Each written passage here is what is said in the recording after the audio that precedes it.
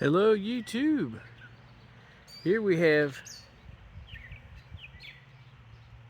my existing hive, and then the one farthest away from us was a nuke package that I installed earlier today. The nuke package definitely had more bees in than what my actual package did that I put in 5 weeks ago. So things aren't looking as crazy as they did, but is this normal? And I don't know how much of this is showing up on camera, but there's just a lot of buzzing around with no real intentions. I'm hoping there's no robbing being done, but normally I'm just used to bees flying straight in, going right into the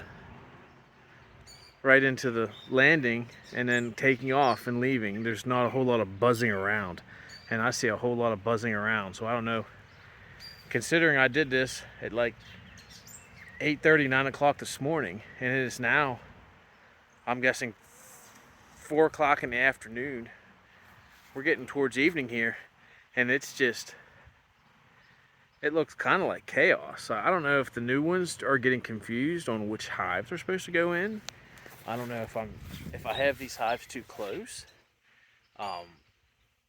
Let me know what I did wrong, or is this just normal?